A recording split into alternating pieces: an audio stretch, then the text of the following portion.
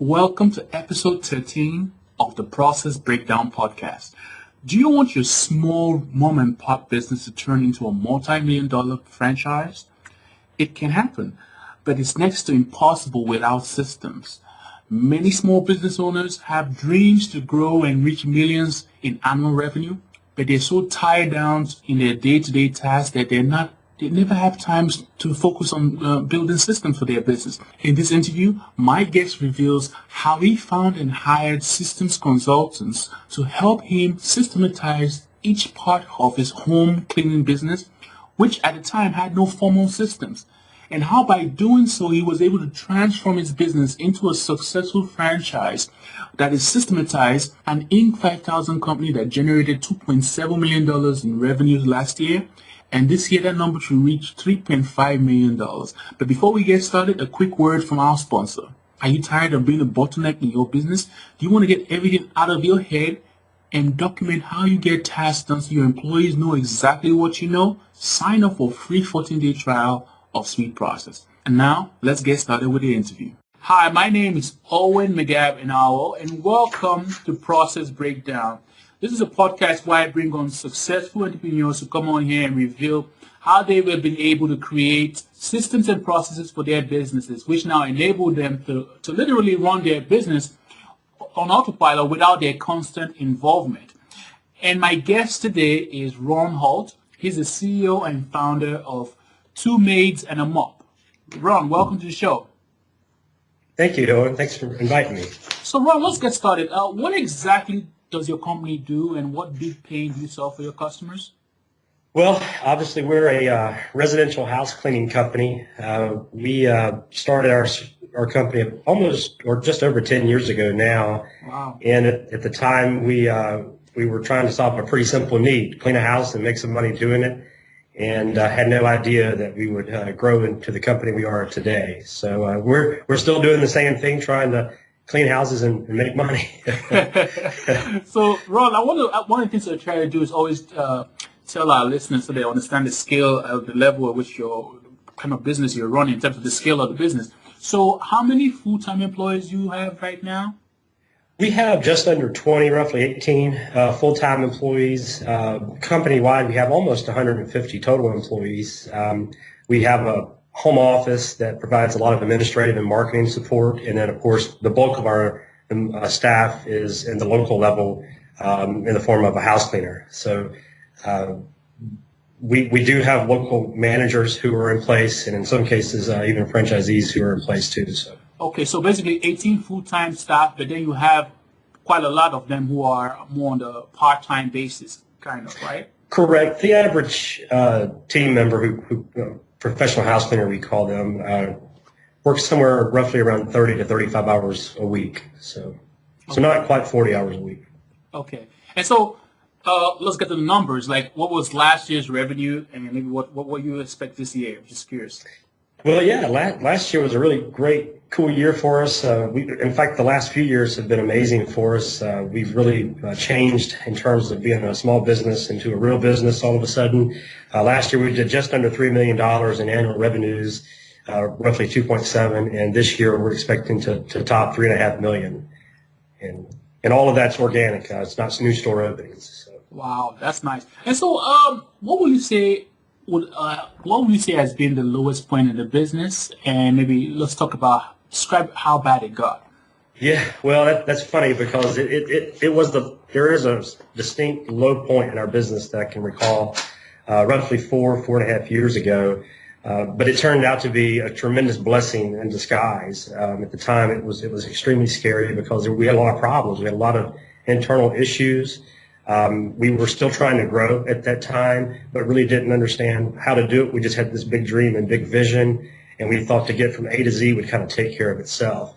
And so we started opening up offices, expecting good things to happen because it was happening at the local level at our original pilot store. But the systems really weren't in place for that type of aggressive growth. And that hit home pretty quickly once we started expanding because it started costing us money. So that was certainly the low point. You mentioned in the pre-interview how, like, you basically always ran the main business, like, the mom and pop store, like the look, and then you wanted to apply that idea to as you grew the business. And then one of the things you found out was like, the issue with that was, office managers always coming back to you to ask questions. So let's talk about that because I want the listeners to understand the problem with that. Sure. So yeah, like I said, we started, our original location was down in Pensacola, Florida, and we were doing great. We actually owned, and still own, good news, the Pensacola market.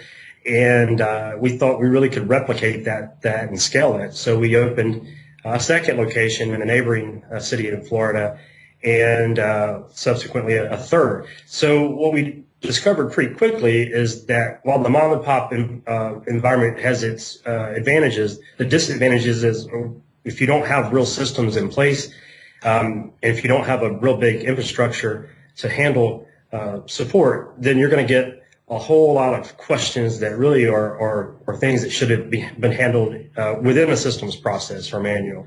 So I was literally receiving calls every day, in some cases the same exact question over and over and over again. How do you buy this cleaning product? What do you do when this situation occurs? And at the time, I was, and still to this day, I'll pick up the phone and answer any question, but it was overwhelming, and it was really dragging us down internally because instead of focusing on future growth, I was dealing with just day-to-day issues that really could have been dealt with real systems. And there was another thing you mentioned during the pre-interview about how as you guys started getting more and more successful, people started asking about, are you selling a franchise? And then you wanted to get into that as well. Talk about the challenge you had when that became an issue of, say, you wanted to start a franchise. Excuse me. The one thing that remained consistent, even with our internal issues, was marketing. We've blown it out of the water. We were killing it in terms of sales, but the infrastructure was lacking. So since we had those increasing sales, we were receiving calls and emails on a regular basis asking, hey, how can I franchise this? And at the time, we didn't have the ability to franchise. So we said, well, gosh, let's just don't turn these folks away. Let's see what we can do to scale this and really grow the business. And once we really dug deep into franchising, we actually joined the International Franchise Association. They said one word, over and over and over again, and the word, of course, was systems. And at the time, we didn't really know what that meant. We just assumed everybody operated like we operate. If an employee has a question, you answer it. We didn't know there was a way or a process that actually answered those questions without you physically answering it. So we dug deep. Once we heard that systems was, the lifeline of every successful business, and that without systems, not only could we not succeed with our internal operations, there was no way to scale this and franchise the business either. And one thing I liked about that I got from you during the pre-interview was that you went to conferences, seminars, trade shows, just so that you could learn more about this whole franchising thing. And the one word everybody, regardless of where you went, kept saying was system. So you said, you know what, let me jump into this. And you decided that you wanted to go about it a different way. Instead of trying to figure it out yourself, you said you wanted to go ahead and bring in system consultants, which I also call process designers, to come in and help you figure that out. Let's talk about that. How did that happen? What did you get started with, I guess? Well, once we decided that we had to have systems to just survive and to grow as well as far as franchising goes, we said, why do we do it? It seemed extremely overwhelming. We reached out initially to partners within similar industries or businesses, and we just said, how do you do it? And so they simply would say, here's a 500-600 page manual. This is what we do. And our eyes were just this big, thinking, wow, where do we start? Because at that time, everything was here in my head. I'm the founder and the president, so everything was here. Yeah. So I said, how do I get everything that's in my head into an actual how-to manual? So once we realized there was no way we could do that by ourselves, we then said, well, what's the easiest way to do that? And consultants are everywhere, obviously, but within the systems world, there's a lot of process designers and systems consultants. So we really felt like our business was comprised of three components. Marketing, because we actually have a fairly innovative and creative way to market, a little bit different than a lot of our industry peers. Yeah. So we wanted to document that. Secondly, obviously cleaning, since we are a cleaning company. And then three, administrative concerns, because that was one thing. Our administrative staff consisted 4 years ago of one person, me. So You were handling administration, cleaning, and marketing, all three of them. Pretty much. I was the small business owner, who all of a sudden it grew into a real business. So. Yeah. And so you said you wanted to go ahead and hire a consultant, but one thing I liked about what you did is you didn't hire one consultant to come in and help you map out and create systems for all the different parts of the business. You said you want to specialize and get three consultants who are going to handle each of the individual parts: administration, cleaning, and marketing. I'm curious, why didn't you just get one person to come in and systematize everything? Why did you decide to go specialize, I guess?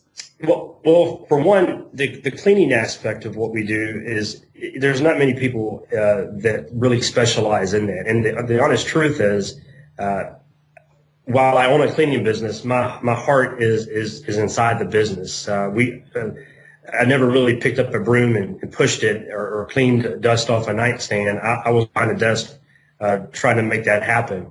So I felt like that we needed to bring in an expert within the cleaning industry so that we could do two things: obviously document those systems, but also make sure that our current systems were accurate, that they were refined in a way that we could scale and that we could produce quality results. So we felt like we needed a cleaning expert. Since marketing is a little bit different for us, since we don't use, believe it or not, we don't use any print advertising. We spend $0 on print other than a business card. So everything's online, new age media, social media, search engine optimization, you name it. If it's new age, we're going to give it a shot. Since that was so far out in left field, we felt we needed to bring in a marketing expert as well.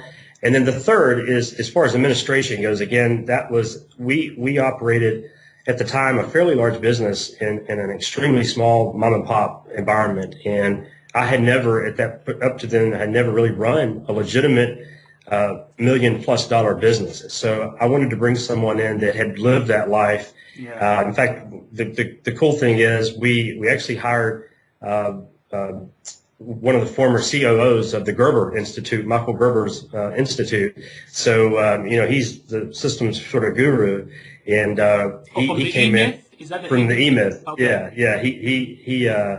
He worked with Michael Gerber on a day-to-day basis for years, and we brought Tony in, and he came in, and he spent in fact, all of these consultants spent one full week, 1 5-day period.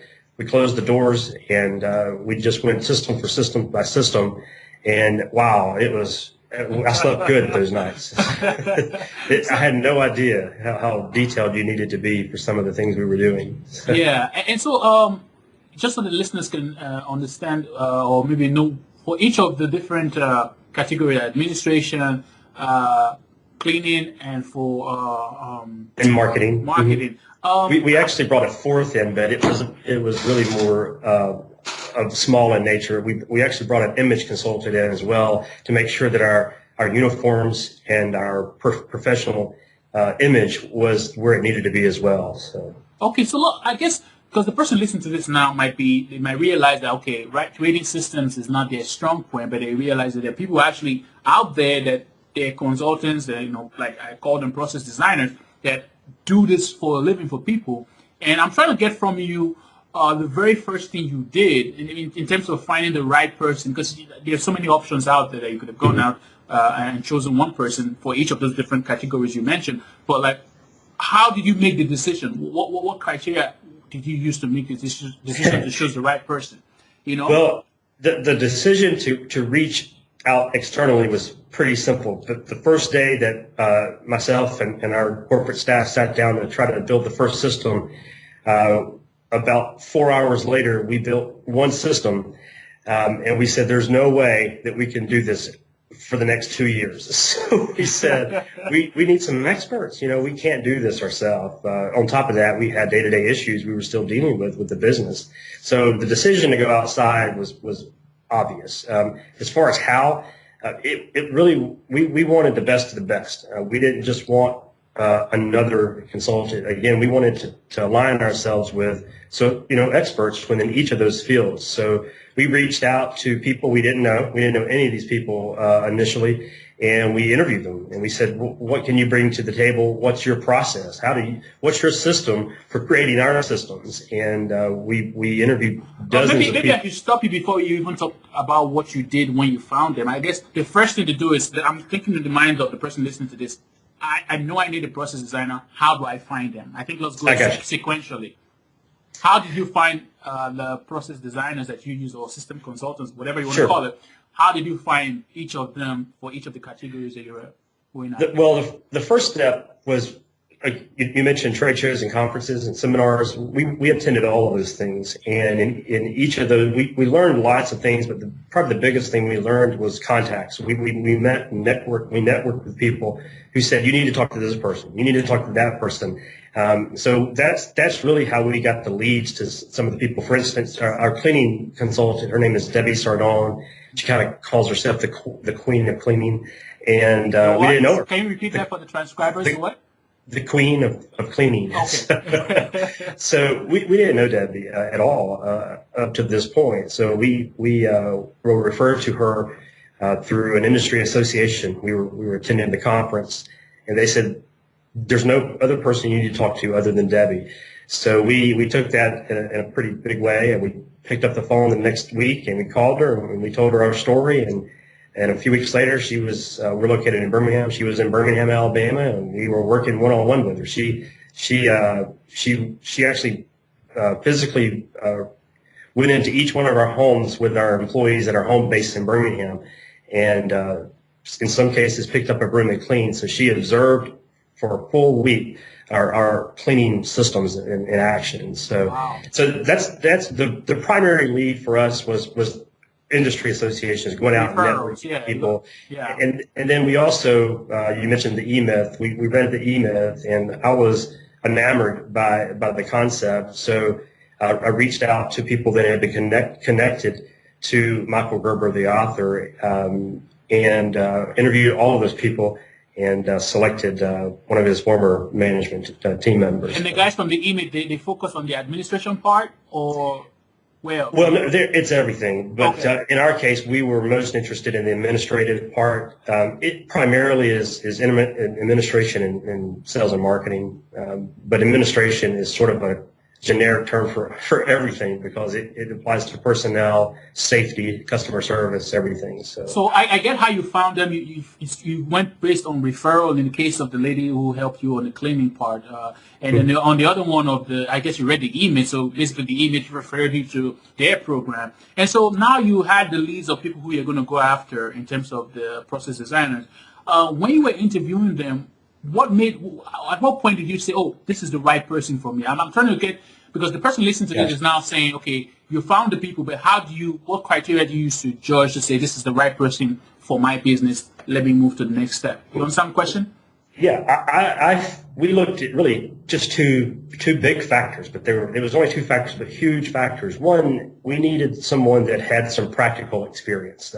We didn't really want career consultants. We wanted someone that had been on the ground, and in our case, had pushed a broom.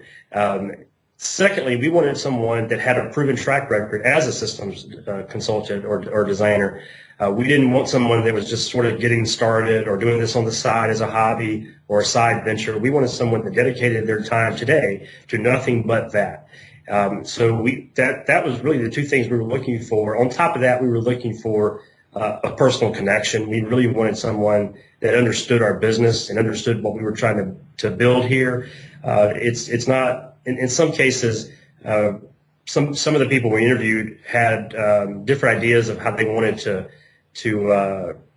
go. Rather than building a how-to manual, they wanted to refine some of our systems. And we had, at the time, 7 years of experience, and we really felt like we had lived the life of a cleaning business. So we knew what to do. We just needed to know how to document. Oh, so they wanted to take you out of your own self, your skill, instead of helping you, shape out, document what you already have, the body of knowledge. They wanted to do something totally different. Okay, I right. So if we had a personnel situation or how to hire someone. But that's not a great example because one of our consultants actually told us how to hire better. So we changed our system. But there were some systems that we had in place that we really tied to and we believed in. And some of the folks really wanted to take us outside of the things we were already doing and reinvent those.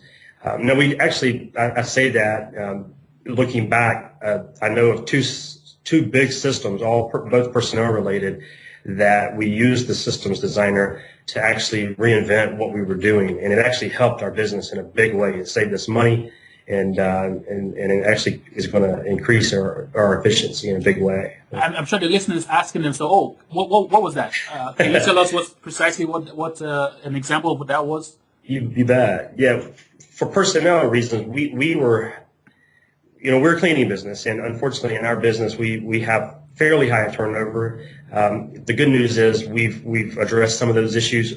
Prior to hiring a consultant, we assumed and just expected that our realistic expectation should be to live with high turnover. And the designer said, no, that doesn't have to be your life. I know you're a cleaning business, and I know you're used to this because you've been doing it for 7 years, but it doesn't have to be that way. And even our cleaning consultant said the same thing. So we actually were referred through the consultant to a software company that's actually systemizes the hiring process, and it's amazing. I don't know if you want me to say the name. Go ahead. I'm all about sharing resources. Yeah, the company's called Hirology, and it's a to Z systemized software that it's a subscription model you can purchase online. And it allows you to document everything from the questions you're going to ask during the phone interview to the in-house interview, and then it even allows for the subjective process of interviewing to become a quantifiable process. It grades each candidate on a 0 to 100 scale, so it allows our managers to take away a lot of their subjectivity. We were hiring, in some cases, our managers would never admit this, but we were hiring because we liked how they smiled when they walked in the door, So this new process with Hirology allowed that to be replaced with a real tool without subjectivity. Yeah, and what I get from that is like you basically mapped out who your ideal hire should be, and the skill set, if there's a specific culture that your company has that you want them to fit into that culture, and so on and so forth. And then now you're using this tool to make sure that when you're hiring this person, you're verifying this person against the ideal candidate to see if they match. That way, your hiring is always the same. Exactly. That's interesting you said that, because that's exactly what happened. The first thing they did was they said, okay, who do you want to hire? Who of the employees you have now, who have been there the longest, who do you value the most? And I want to talk to those people. So they built an actual demographic study of the most desirable employees in our employee base at the time, and then used that to create an automated survey that goes out every time someone contacts us regarding a job opening. And that survey is step one in determining if we should even go forward with an interview. So it actually is, that by itself has been enough reason to go with those guys. But the bigger thing is every step throughout the process is now completely scripted and systemized and documented. So. Good. And so the person listening to this now gets the steps you took. But in terms of one thing that we're not talking about is kind of like cost. If you're okay talking about what it costs you to get the people into the different for administration, for cleaning as well as marketing, the consultants who you had to come in to help you create systems for these different areas.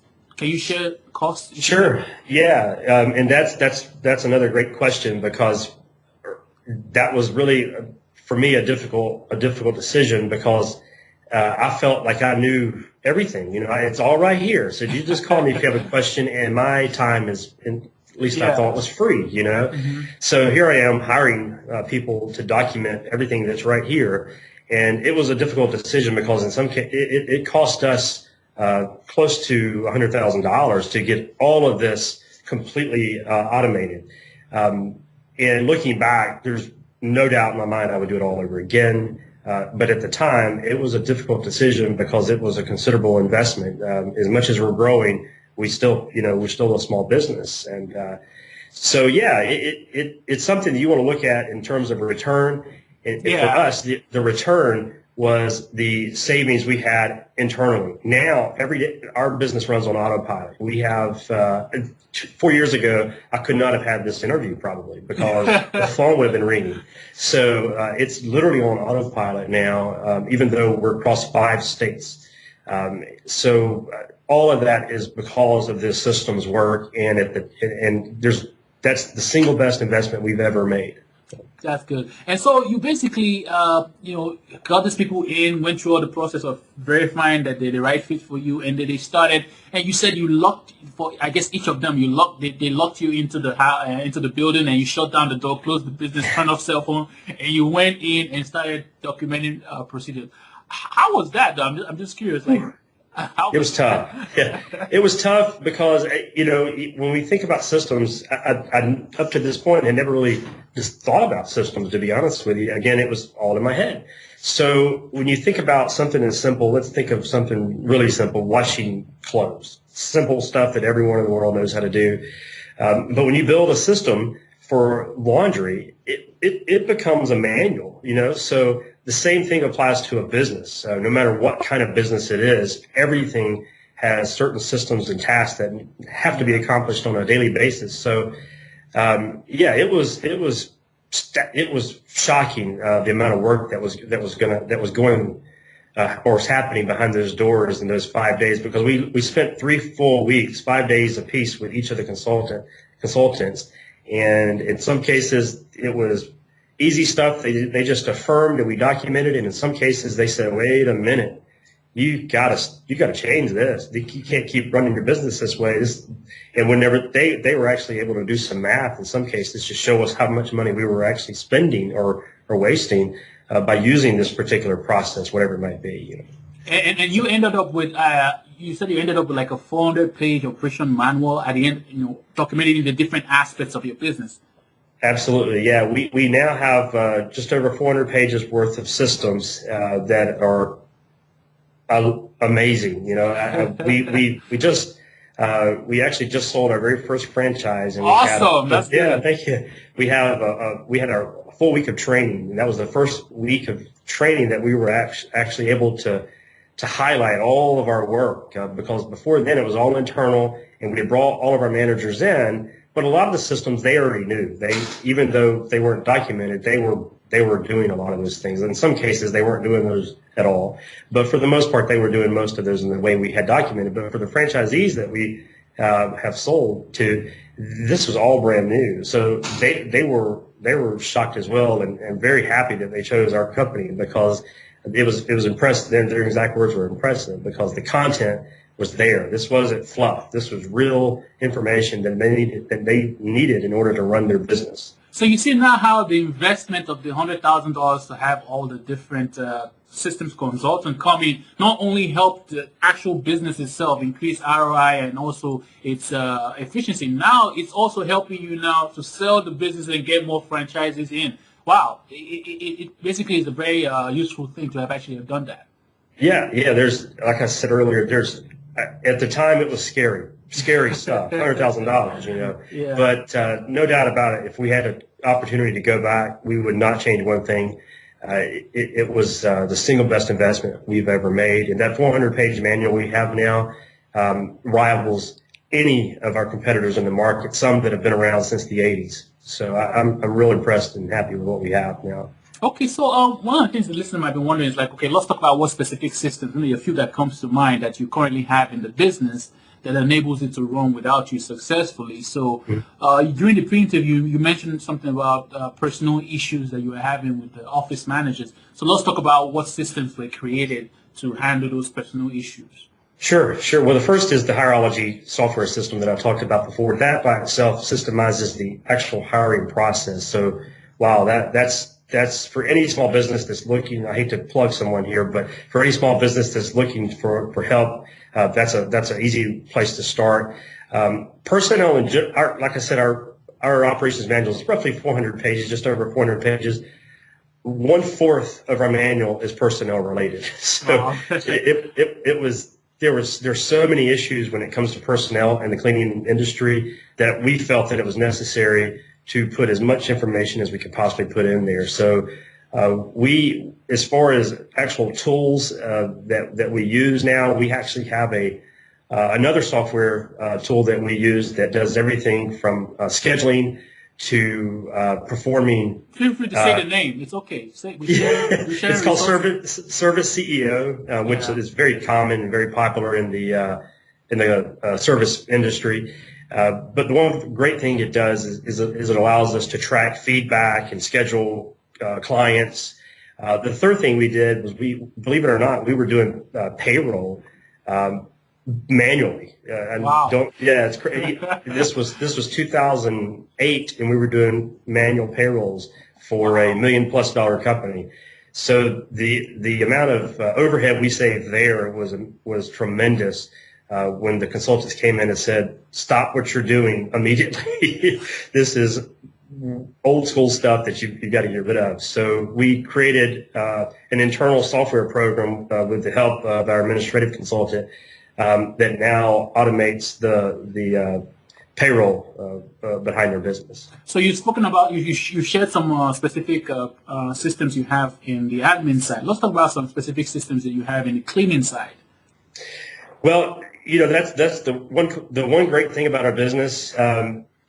Unless I'm wrong, in 2100, people are still going to be using vacuums to vacuum their carpet and going to be using rags to clean dust. So the big thing we did in terms of cleaning is really just put all of that together. What are we doing? What products are we using? Are we using the right products? And let's put it all together, because even though we were growing, getting more and more new business, we would have a call. We're in Nashville, Tennessee. We're in Charlotte. We're in Atlanta, Georgia. We'd get 3 calls in the same day with the same question, with each manager having an idea of 3 different ideas. Simple things like, how do you clean a hardwood floor? Our manager in Nashville would have a completely different idea than our manager in Charlotte, North Carolina.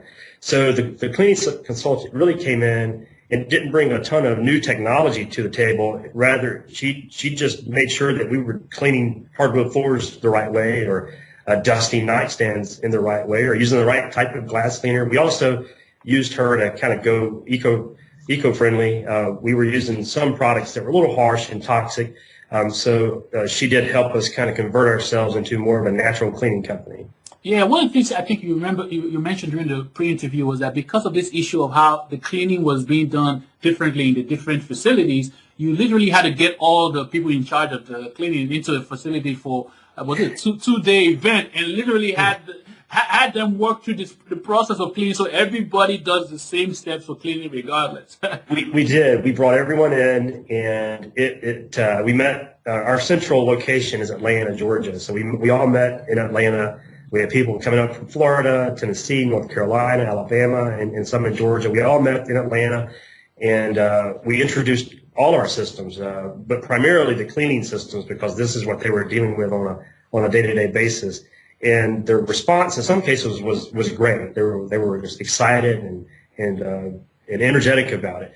But in some cases, we got a lot of blowback because, again, our manager in Nashville, Tennessee said, no. This is how we've been doing it forever.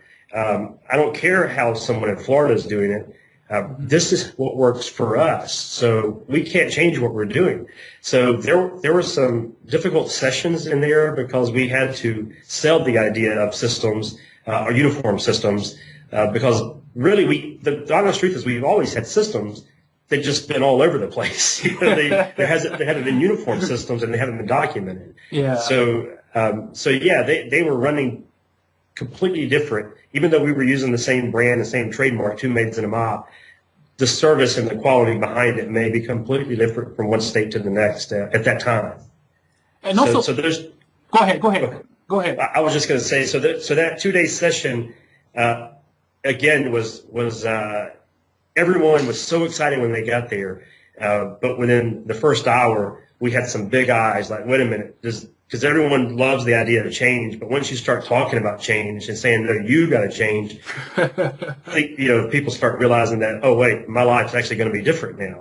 I may have to do something different than I'm used to doing. So, I mean, how do you deal with because that was the next question I was going to ask you, the systems you have in the marketing, but just being in terms of making sense now, you're saying they were telling you they had frustrations. How do you deal with the frustrations or the challenges when you're trying to create systems that will help to improve the business, but you're getting blowback? Gotcha. How do you deal with the challenge? Well, the good news is, even though we're franchising right now, we've just sold our first franchise. The other 12 locations are all company owned, so we get to sort of market, say, hey, this is the system, so you're either on board or not. But the reality is, we did have to sell this, so we sold it in one easy way. That we said we're doing this for one reason, to make your life easier. We don't. As much as I don't want to take that call 3 times a day, I know you don't want to make that call either. So by having an actual manual in place that's always there, that's hosted online and the internet now, there's a go-to resource. So if you have a question, guess what? We have an answer for you that's always there. No matter what happens in your business, you're now going to have a real system in place for it. So there was some blowback, but once we explained the reason for the system and the reason for the change in some cases, for the most part, people accepted that. And then afterwards, once they started putting these systems in place, that's really when we saw the most positive response. We received emails days after that 2-day event, saying, thank goodness this finally happened. This is exactly what our business needed. And then what systems do you have in the marketing side? Just the ones that come to mind. Right. Well, that's hard to explain, because that is sort of our secret sauce. Our secret sauce is in how we market. Again, the one thing I can tell you is that we did trash all print advertising. So once we did that, we went straight online, and we dedicate a significant amount of money to that investment. But the marketing consultant really came in and it did one thing: made sure that our ROI was it was cool and it sounds hip to say you're doing everything online. But the consultant wanted to make sure that it was more than just cool and hip. He wanted to make sure that it was profitable, and that there weren't other marketing options out there that had a better ROI. So we did some real studies to make sure that what we were doing was better than direct mail or whatever it might be. So that's really the main thing we did. We just reaffirmed that what we were doing was more than just cool, and we put those in place. What that sounds to me is like when it came to the marketing consultant, he basically helped you determine what kind of like the lifetime value of each customer is. And then once you knew what that was, you can now determine, okay, what other ways to go online to get customers based on the fact that you knew what your value, what revenue you can generate from each customer. Is that it, or am I putting words in your mouth? We had no idea what it cost to get a new customer. We had no idea what the lifetime value was. We didn't know what our customer attrition rate was. So we built all of these systems that we now can track on a daily basis, weekly basis, monthly basis, whatever time frame we're looking for. So now, and it even goes farther than that. We actually have immediate return on investment calculations for every one of our marketing strategies that we use now. So the cool thing is, everything that the consultant learned was that we were doing things the right way, but we kind of got lucky with that, because we were just going on a hunch that we were doing the right thing. But he did allow us to create those metrics to make sure that if things did change, that we'd be able to diagnose that change. Yeah, and one of the segments that my listeners like is when I ask the guests to imagine your business like a conveyor belt. On one end is the customer coming in and say, "Hi, I want your service," and the other end is the customer say, "Oh, I love your service," because you just deliver. Walk us through, just like imagine your business as a conveyor belt, like what happens from the customer coming? I'm assuming, since you do your business most primarily online and you get your leads online, so they most likely are talking to you online. So walk us through behind the scenes. The person comes online. Walk us through. Gotcha. That's a great question, and perfect for our business, because we've actually branded that conveyor belt process. That's again something else our our administrative and marketing consultant helped us with, we brand our entire customer experience now the complete experience, because yes, we clean houses and people pay us to get their houses cleaned, but we believe we provide more than just a clean house. We provide a complete experience that starts with dependability, trust, cleaning as well, and then feedback that ensures that if there's any problems that we correct them on a return visit. So we call that the complete experience. So we start with a prospect. The marketing consultant allowed us to define what a candidate or what a qualified lead should look like. So by knowing what a qualified lead should look like, that tells us where we should market. Where are those people, online? So that's step one. Step two is to convert that lead. So we actually have a real cool, innovative plan called the Pay for Performance plan. And just so you know, I'm so excited that you're actually sharing this stuff with us. I was thinking you're going to say no, but go ahead. No way, I love it. This is our business in a nutshell, and that's why we wanted to brand it. So the second step is the lead conversion. Getting the phone call is great, but if it's the wrong phone call, it doesn't matter what you're selling. That person's not receptive to what you're selling. You're wasting your time and money. So now that we know that we're getting the right kind of phone call, the next step is to sell in the right way, and that's lead conversion. So we have something called the Pay for Performance plan. It is our central core concept behind our business. Every time we clean, let's say, your home, we give you an opportunity to rate the service online on a scale of 1 to 10, 10 being the best. That number, and believe it or not, that number alone actually determines the total compensation for our cleaners. So the happier they make you, the more money they're able to make with our company. So that's both a selling point, and it's also a motivational point and incentive for our employees. So that is a big thing we use in our selling process and lead conversions process. Our third step is, of course, the cleaning experience itself. And by systemizing the entire cleaning process, we believe that we're not just going in there and cleaning the house. We actually have a real system and process behind the art and science of a house cleaning. The fourth step is feedback. And that kind of goes back to our Pay for Performance plan, because in order for our company to be of any value to a customer, they have to understand that feedback is a central component of our business. So after the service is complete, we're going to get in touch with that particular person, and we're going to give them an opportunity to rate our service. And the rating helps us internally, but more importantly, the comments they provide us allow us to improve the experience the very next time. So we then just repeat that cycle over and over and over again with each new client, and that's why we now call it the complete experience. So that's our conveyor belt. I like that. And so I'm curious too. Were there any other challenges that comes to mind? When if you can remember any other challenge when you were trying to create this whole system and get people involved and all that. What other challenges came about, and how did you solve them? I'm just curious. Well, it goes back to just individual systems. One thing I didn't mention is as I was talking, I was thinking about this selling. Again, we were hiring amazing salespeople as we were growing early on. But as we grew beyond just those 2 or 3 stores, you can only hire so many amazing salespeople. In some cases, you have to create salespeople. Well, we didn't have systems or scripts in place that taught people how to be amazing salespeople. So we actually had to build a script that up to that point, we had nothing. We just said, this is how you do it, and it'll work, trust me. So, and for amazing salespeople, they just took it and ran with it. They knew what to do because it was all here, just like it was for me. Yeah. So this script on the surface sounded so simple. Oh, okay, so all we got to do is type what we normally say, no big deal. Well, what we found is with every yes and no question, there's another yes and no question. And then with that, there's another yes and no question. So the script became this massive project that took literally months to complete. And now we have an interactive sales script that each of our salespeople managers can use on a daily basis, and it answers every single question any person is going to ask in the sales process.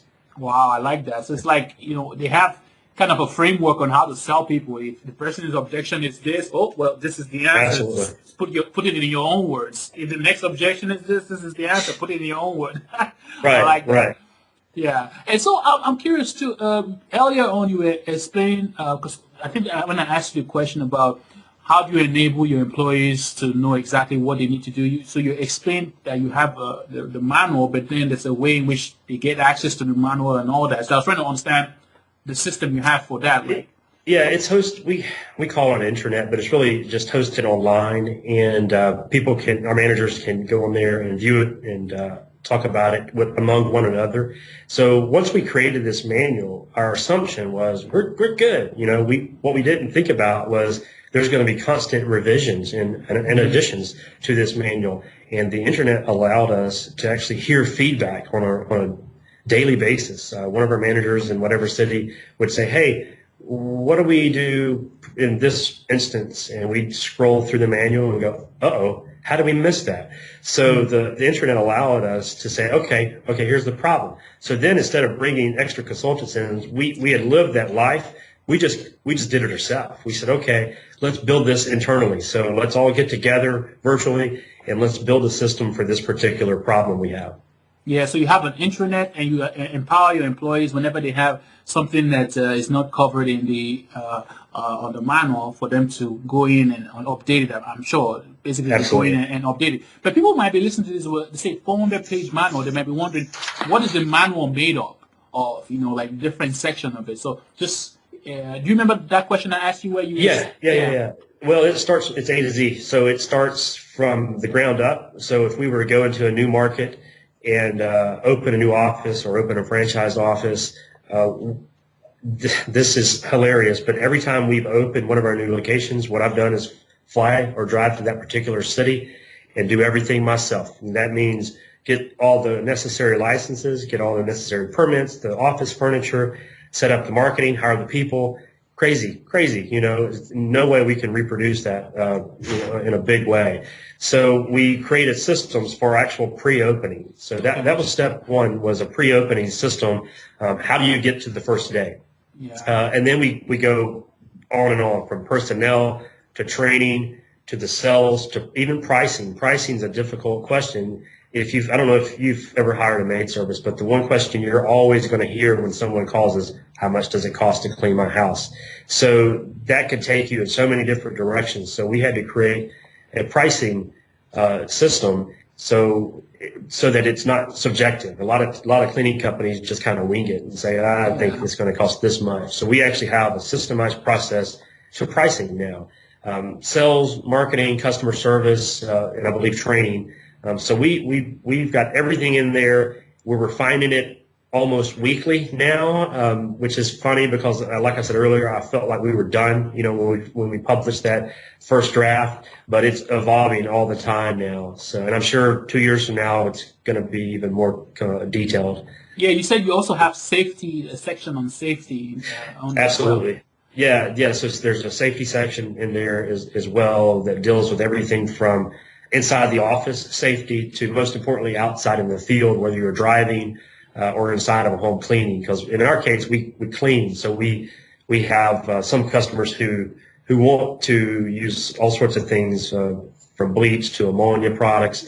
So we have to be very careful that our team members understand the safety concerns behind a lot of that. Even driving. Driving is another thing that we just have always taken for granted, but we actually built systems for each of our employees to understand how to drive in a safe manner.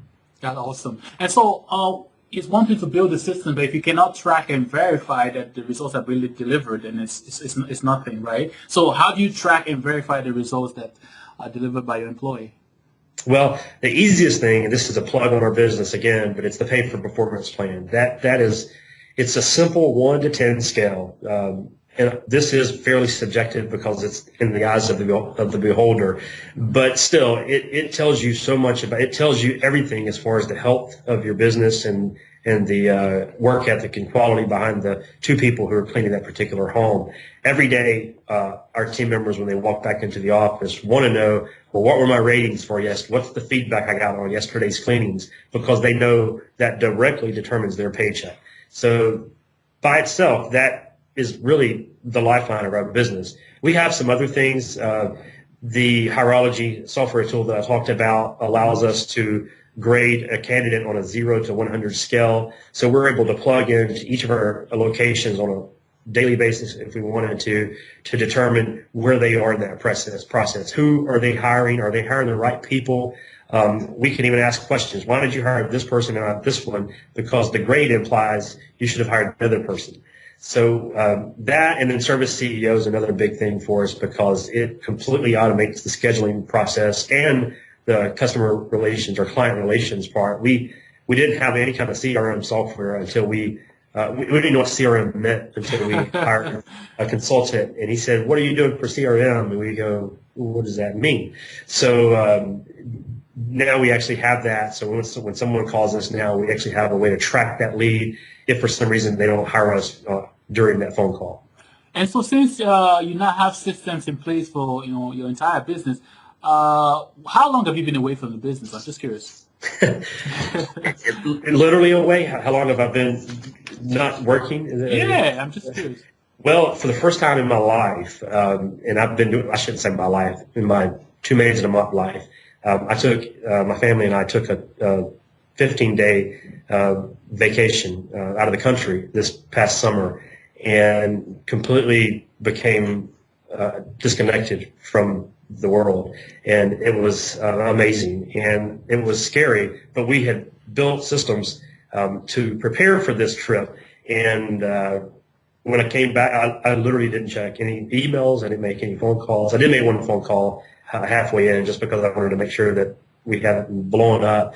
But when I came back, it was almost like I wasn't needed anymore. So that was a welcome retreat and actually pretty sobering too, because up to that point I felt so crucial to the business, but yeah, it ran itself for that 15-day period for sure. How will you say your business has been transformed as a result of you systematizing your business? Well, wow, we're saving money every day now because of this. I don't get 15 phone calls an hour with the same question. Personally, what it's done for me is allowed me to concentrate on growth. We would never, ever have sold our first franchise if I were still involved in the day-to-day operations or didn't have these systems in place. So it's allowed us to actually take the next step. We've grown at a fairly rapid rate, but the next step is really taking that and going exponential with the growth. But we would never be able to take this next leap without these systems. We probably would, just kind of looking back, I say we'd be stuck, but we really probably wouldn't be stuck. We'd probably actually deteriorate because we'd have some issues internally and our customers would notice that and we would lose our mojo. And I think we would actually have some real growing pains if we hadn't built these systems. So it's allowed us to survive, but most importantly, it's allowed us to grow. Yeah, and so on a personal level, how have your personal life been transformed as a result of systematizing your business? Well, I love what I do again.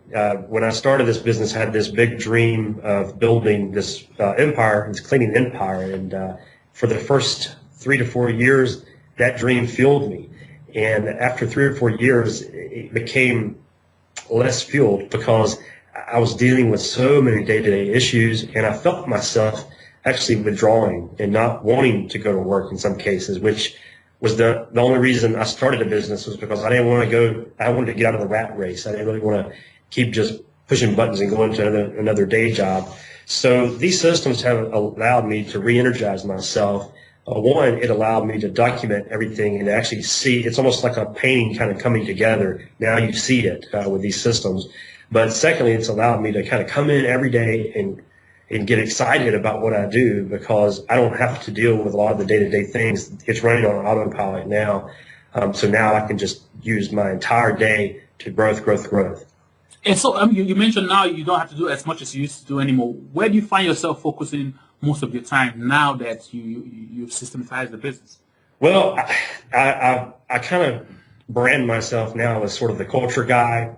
So I still have some day-to-day issues that I deal with, but for the most part, I'm the figurehead. I'm the founder who shares the vision, who shares the dream, and who talks about what we do. So I'm a semi-marketing executive, semi-salesperson, and also we're now in full blast mode of franchising. So we're traveling all over the place, kind of talking about our concept and talking to different people about the idea and the investment behind Two Maids and a Mop. So I'd say 50% of my time is 100% is all franchising, and the other 50% is really sort of the culture guy, just making sure that the right culture, the right DNA is in place in each of our offices.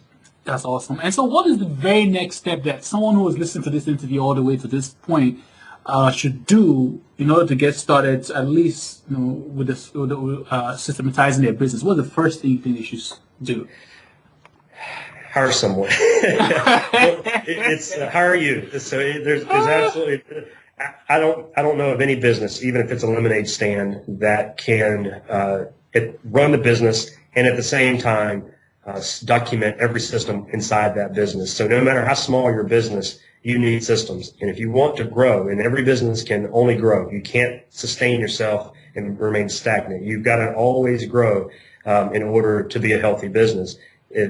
Find experts in your field. If that doesn't work, reach out to people in the industry and say, do you know of anyone that specializes in this particular system or process, and talk to them and get an idea of what their process is in building your systems. But don't try to, I don't know if you have any experience or if you know of any people that have dug in and really built these systems directly without the assistance of others, professionals. But for us, that was inconceivable. There was no way we could have operated the business and at the same time dealt hour after hour on this system and that system. And so what books will you say have influenced this way of thinking for you the most, and why? The E-Myth, for sure. The E-Myth was eye-opening. Everything in it reeked of Two Maids and a Mop at the time, because it illustrated to me the failures of a small business. And in fact, one thing that they mentioned in there, I'm not sure if you've read the book, but the one thing they mentioned in there is small businesses don't necessarily fail because they're bad at what they provide. Whether it's a service or a product, it's not always the worst product or service in the world that means failure. It's that the business owner doesn't understand how to run the business behind that product or service. They're good at cleaning houses, so they say, I'm going to start a cleaning business, and all of a sudden they've got multiple customers, and now they got to run a cleaning business instead of just cleaning a house. So all of a sudden now they're becoming a cleaning business owner, and that's when the business fails. So the E-Myth for sure illustrates that. It doesn't necessarily tell you how to do it, but it allows you to look at yourself in the mirror almost if you're having some issues internally. For us, there's a lot of books that we've used that have been more vision related. There's a book by Seth Godin called The Purple Cow that really doesn't talk about systems, but it does allow you to think big and think, what do I see myself? Because that's the other thing that systems allowed us to do, was to create a vision for where we wanted to go. 10 years ago when I started the business, I had a big dream. I knew I wanted to go from A to Z, but I didn't have a clue how to get there. So the Purple Cow actually allowed us to say, or to ask ourselves, why do we think we should be Two Maids and a Mop, the national brand? Just because Ron, or is there something more tangible? So even with a service like ours, which is just a intangible, house cleaning service, there needs to be some tangible difference makers in your brand, no matter if you're a national brand or a small business in a local market. And you mentioned some tools that you use in the business, but what other tools besides those also have a large influence in your business, and why? Well, if nothing comes to mind, it's okay. Yeah, well, obviously we use QuickBooks. At the time before we used QuickBooks, we were just using the basic components of QuickBooks. We were creating invoices and making deposits, simple little things. I was doing those things. Systems allowed us to do two things. One, direct someone on how to do those things, and secondly, the systems consultants allowed us to run QuickBooks more efficiently. So we weren't necessarily prehistoric because we were using QuickBooks, but at the same time, we weren't using it as efficiently as we probably should. Okay, that's good. And so I'm curious, because we're getting to the end of the interview, what is the best way for the listener to connect with you and thank you for doing this interview? Well, they can give us a call. We're based here in Birmingham, Alabama, but we actually have franchise opportunities available in all 48 states. Our number, I'm not sure if you want to say our number here. Go ahead. Yeah, it's area code 205-870-8643. We also have a website, twomaidsfranchise.com, that talks about the opportunity, the franchise opportunity, talks about our story again. If you want to do some research on our individual companies, or if you're a consumer potentially in one of our local markets, it's real easy to find us. We always brand each of our locations in a website called twomaidsatlanta.com, twomaidscharlotte.com. So if we're in your city, search for us, visit our website. You're probably going to see a video of me on there, and give us a call. Each of our markets sort of operates itself like its own little small business now because we have these systems. So you're not going to call us to get a quote if you live in Florida. So yeah, the easiest thing to do is to either call or visit our franchise site, and there's tons of information on twomaidfranchise.com. And the final question is there any question that you were wishing that I would have asked you during the interview that for some reason I got so excited I didn't even ask you? And if so, pose that question and also the answer now. Well, no, I love your question about the conveyor belt. I think that you mentioned that was one most people get excited about, and that is a really great question that everyone needs to think about. So if you are speaking to someone, always make sure you ask that question: what is your conveyor belt? If you don't have a conveyor belt, then you've got some internal issues. And a lot of people think, well, I don't need a conveyor belt. I'm good at what I do. In fact, I have a close friend of mine that I've known for almost 15 years now. And he recently started a landscaping company, killing it. Wow. Won award for the best landscaping company in his local area. But he's having some problems now because he's like, wait a minute, now I've got to hire somebody. I can't do all the work myself. So he's having complaints, and he's actually losing business. So I said, you need, in your words, a conveyor belt, So I can't think of one question you didn't ask, but that one for me was the best one. Good. And so to the listener now, I mean, if after listening to this interview, what I want you to do is I want you to go and leave a review of the interview. If you want your hopefully a positive review on iTunes, and to do that, to find our iTunes link at sweetprocess.com/iTunes, and leave a positive review, as well as subscribe to our podcast on iTunes. Also, what I want you to do is, if you found this interview useful, I want you to share with other entrepreneurs, because we want more and more entrepreneurs like you listening to this interview, taking what they learned from it and going ahead to implement it and systematize their business. And finally, if you're at a point in your business where you feel like you're the bottleneck and you're the only one that knows how stuff gets done, and you want to take everything out of your head and document it, sign up for a free 14-day trial of Sweet Process and give it a try. And if you're currently documenting procedures in your business, but the tools you're using are complex, you want a simpler way for you and your employees, go ahead and sign up for a free 14-day of Sweet Process, a free 14-day trial of Sweet Process. And thanks, Ron, for doing the interview. Thank you, Owen. And we're done.